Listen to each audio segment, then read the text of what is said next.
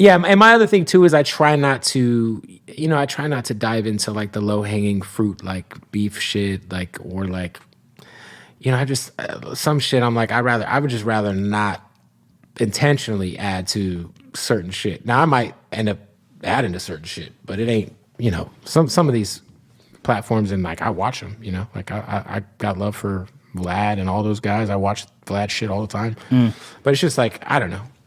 For me, it's like at the moment it's working, but you're right. It's like the guest based shit is like at a certain point in time, like it's definitely got to evolve into something else. And you guys have done such a great job of doing that because people are there for you guys. And if you guys happen to have a guest, fucking sweet.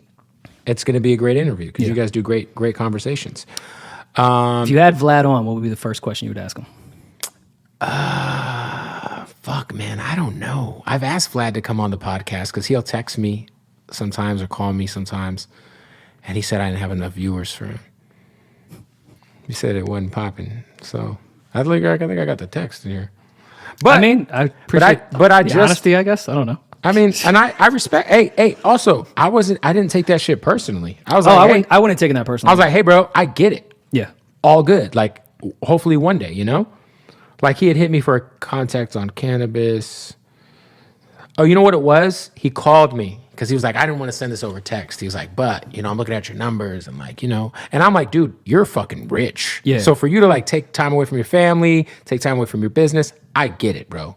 All good. I didn't take it. Vlad is rich. He's never told us that. He tells us that a lot. I had no idea. I mean, have you seen the way he dresses? No, he's not on camera. Well, no, sometimes when he is, it's like fucking Louis you know how they say you can either wear the designer or let the designer wear you? I would say the designer's wearing Vlad. He walks into Saks and just give me the mannequin. Yeah, give me the whole shit. Give me the glasses. Give me the fucking shorts. Give me the shoes. Give me the socks. Yeah. It's shout out to Vlad. By the way, Rap Phenomenon, was it the first one? It was a Rap Phenomenon 2 that he was the Tupac one? Tupac one. Tupac one was great. Was that the one with Green Lantern? I believe so, yeah. Him and Green Lantern. God, Green Lantern's a goat, huh? Absolutely. Yeah. Green should do more podcasting, I feel like. Me and him were just together in Vegas, and he has a lot of stories he probably just can't tell. Correct. That's what it is. Because Green and I have had great conversations where I'm like, this would be the greatest He's podcast. got tons of those, and I just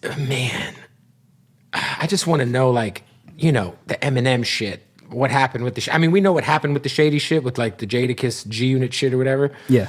But this guy was Jay-Z's DJ, Eminem's DJ, and he's Nas's DJ. Yeah, There's no way he's a goat. He doesn't have some wild. But if you know Green, which you know him, there's just, I don't think there's a chance in hell he'll ever like really dive into a lot of that shit. He told me though a couple weeks ago on 420, because we were doing Hardin in Vegas together, and he was like, I'm going to do your podcast when I have something to promote. I did say that similar. You told me the same thing.